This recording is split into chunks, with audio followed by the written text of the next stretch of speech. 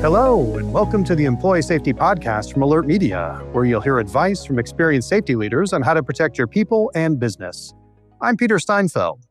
September marks National Preparedness Month and Rail Safety Month, two nationwide efforts to raise awareness around emergency readiness and rail-related hazards. With trains running through communities across the country, thousands of organizations support these initiatives through shared commitment and collaboration. To explore what these initiatives look like in action, we turn to one of the nation's leading rail organizations. Today, we're joined by Justin Miko, Vice President of Operational Safety at Amtrak, the National Railroad Passenger Corporation. Justin discusses Amtrak's 2025 National Rail Safety Month programs and initiatives, and how the company educates both the public and their 21,000-plus employees on the importance of railroad safety to prevent incidents before they occur. Here's our conversation.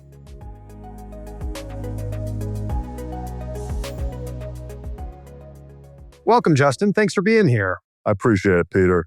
Thanks for the platform, and I look forward to the conversation. Can you tell us a bit about your current role at Amtrak? My title is Vice President Operational Safety.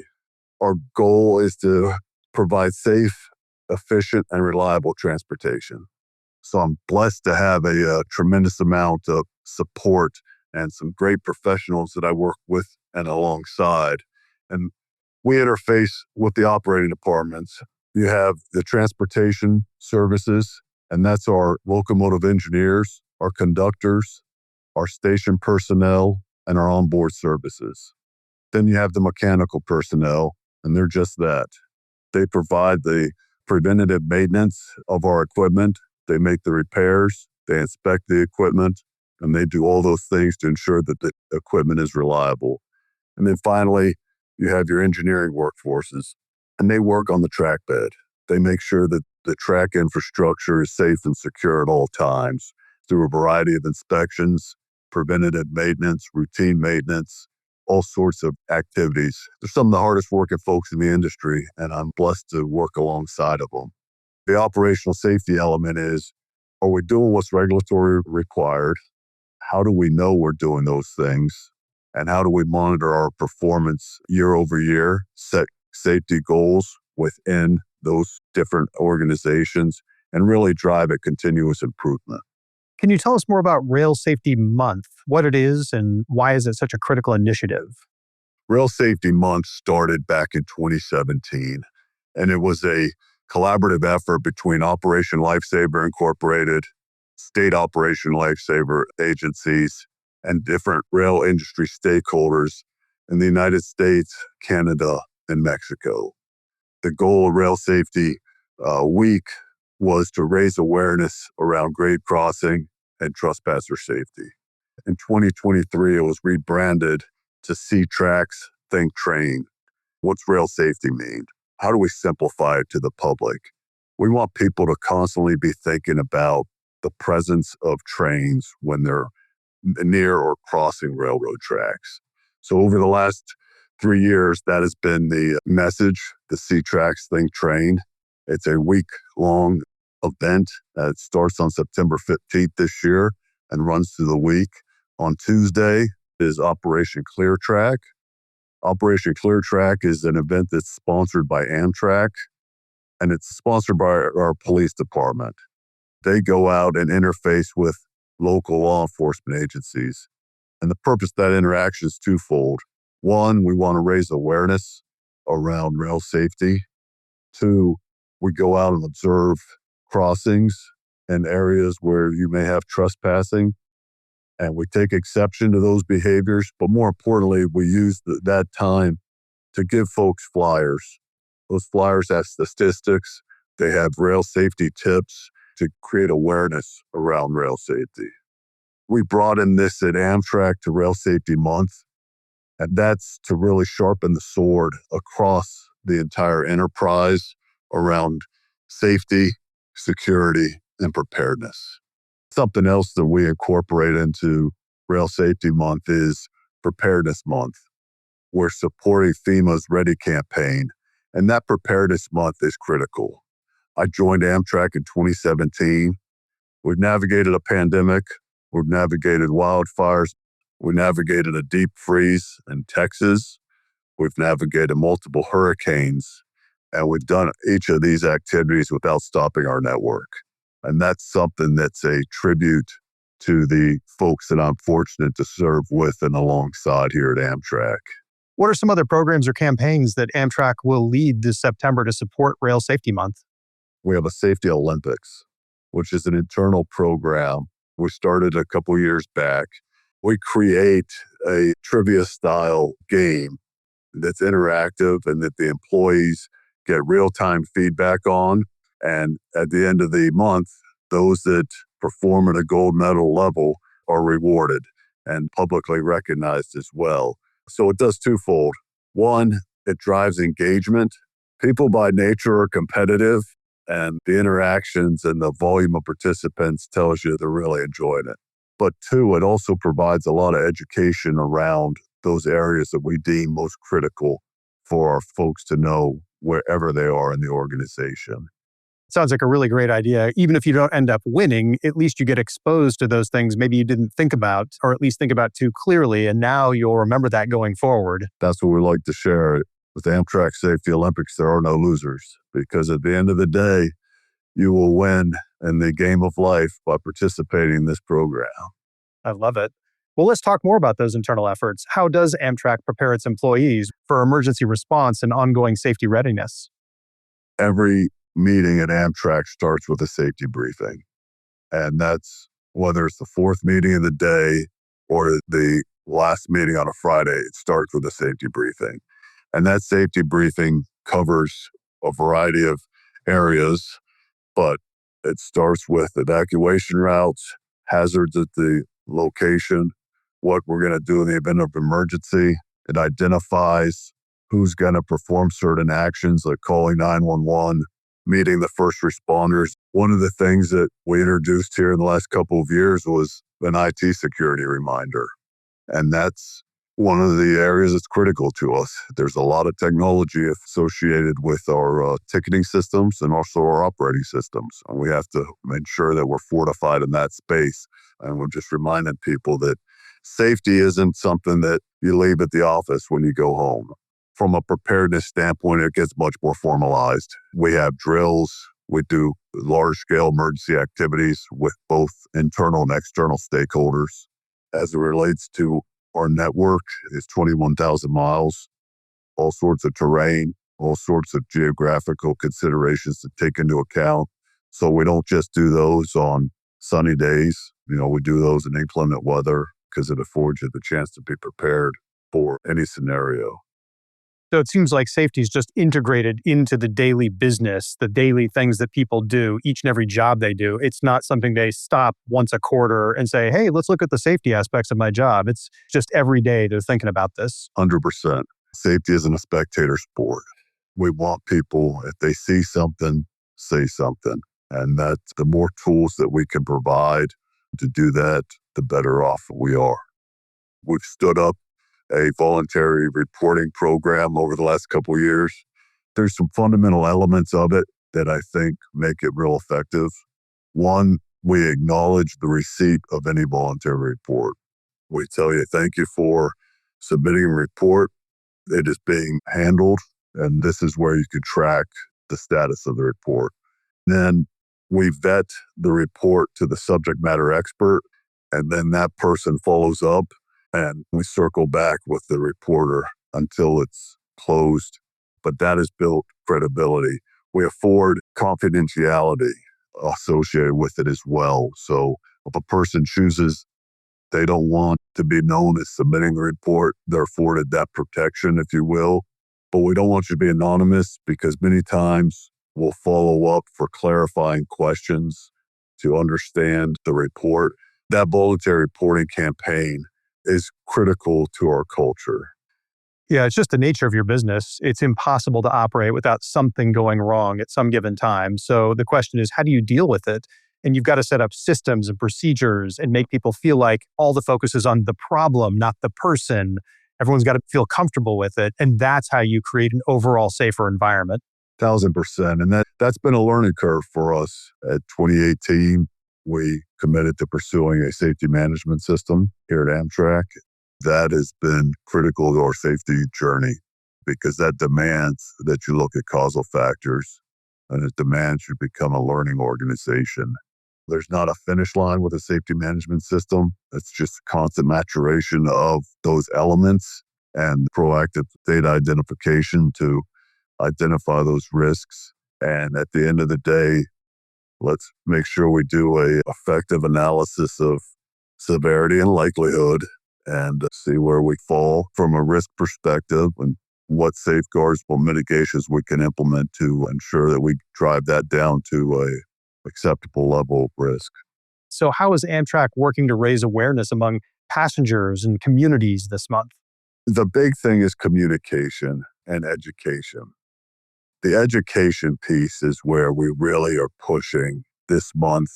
Trains aren't ever present in many communities. So it's not part of your normal routine, if you will. I'll give you an example.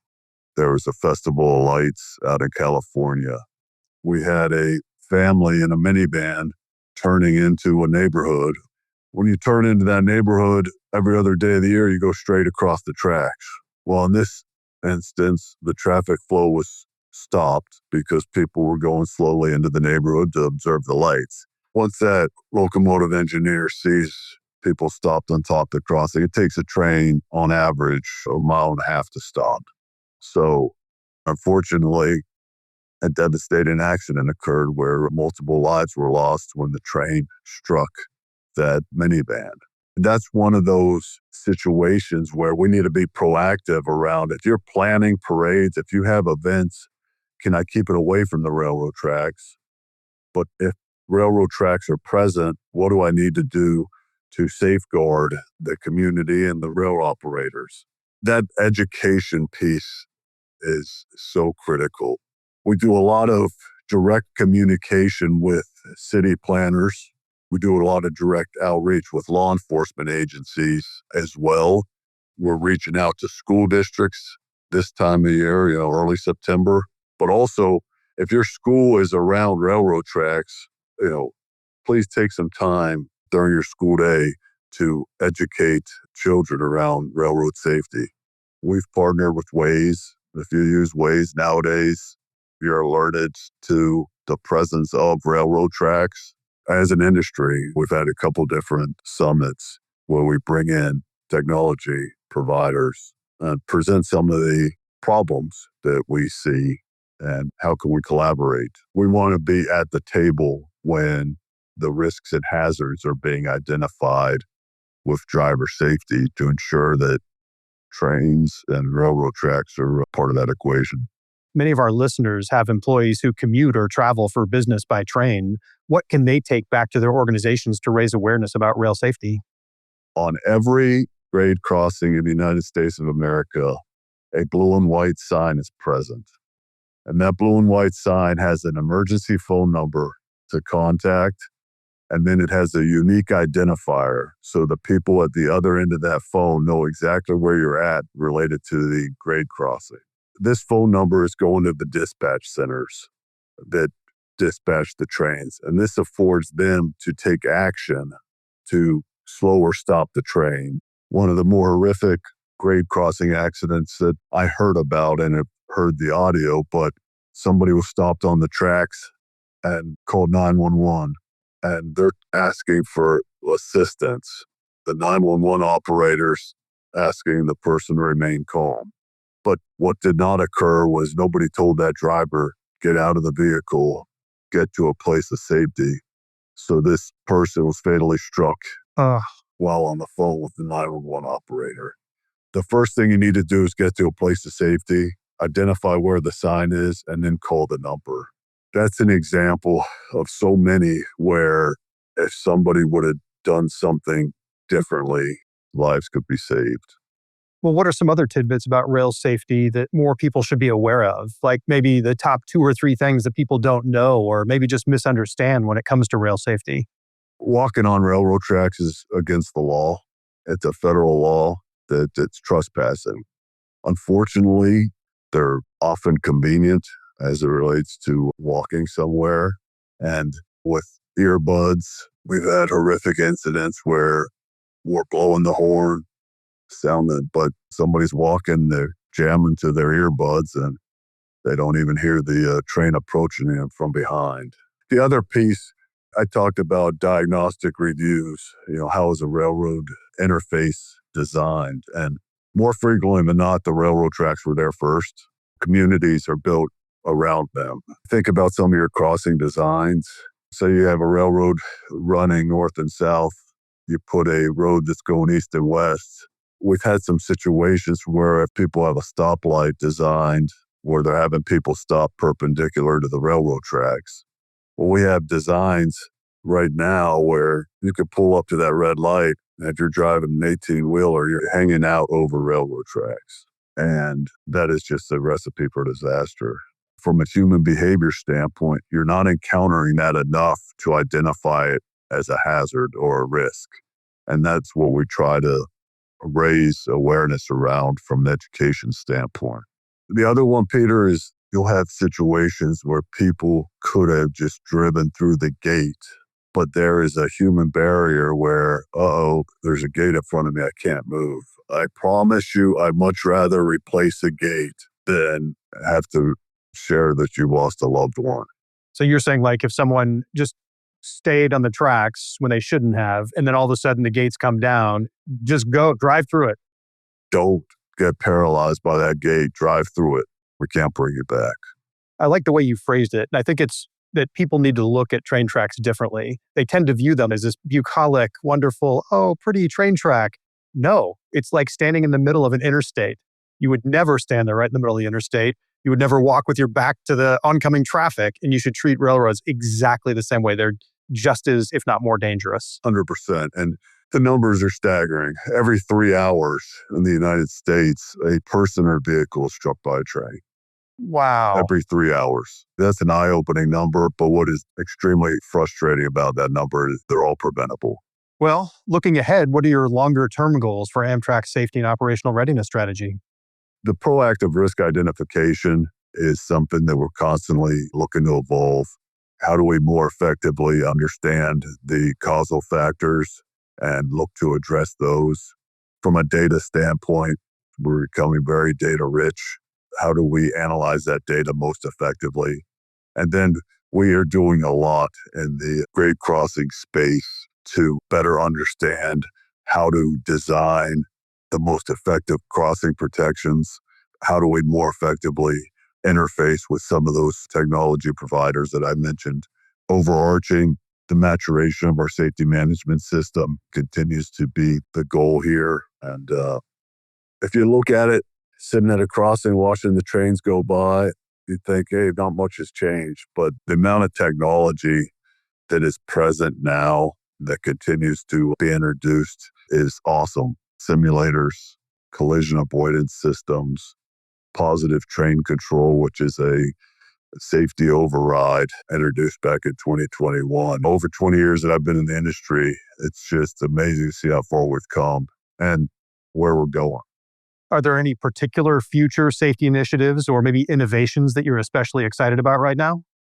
LiDAR is one of the initiatives that I'm extremely excited about, both from a safety and security perspective. But what LiDAR is and what LiDAR stands for, light detection and ranging, it provides a map of your system that once you map it initially, any deviations are identified. That's extremely critical in our space, and things of that nature that the naked eye may not see, LiDAR technology identifies it. We have a limits, compliance, and collision avoidance system that we're introducing with our engineering workforce that provides an additional overlay where you have a single point of failure. We have a lot of single points of failure present in our industry, being 200 years old. And that's one of the priorities of our safety management system. And as far as being a learning organization, is how do we build in more redundancies where those single points of failure are present. We're doing work with machine learning to understand crossing behaviors. The onboard monitoring has been tremendous. The growth that is taking place in that space with the onboard monitoring of the locomotive engineer performance and adherence to requirements. We can go live into a locomotive cab real time and observe the operation. So how do you use these tools most effectively? I think anytime as an organization, the challenge is always not only can we get it, yes, what do we do with it? And how do we use it most effectively? What are those key performance indicators that we really need to dig into from a severity perspective that allow us to protect ourselves, the brand, and our customers? Well, it's great to hear that the rail industry is paying attention to these things, looking at new technologies and seeing how they can improve their policies, procedures, and the tech they use to keep people safe. That's the thing I'm most proud of is where we've come as an industry in the technology space. But simultaneously, that human interface is always most critical. How do we give people tools that help them do their job to the best of their abilities while eliminating risks? That is the key. Well, Justin, thank you so much for being on the show. I'll never look at railroads the same way again. Thanks, Peter. If I could choose a podcast, I'd choose you. Well, to learn more about Justin and his work with Amtrak, click the links in the episode description. You can also watch the video highlights on Alert Media's YouTube. Don't forget to subscribe, rate, and review the show wherever you get your podcasts. Stay safe out there. Thank you for listening to the Employee Safety Podcast from Alert Media, the industry's most intuitive emergency communication and threat intelligence solution. To learn more about how to protect your people and business during critical events, visit alertmedia.com. Until next time.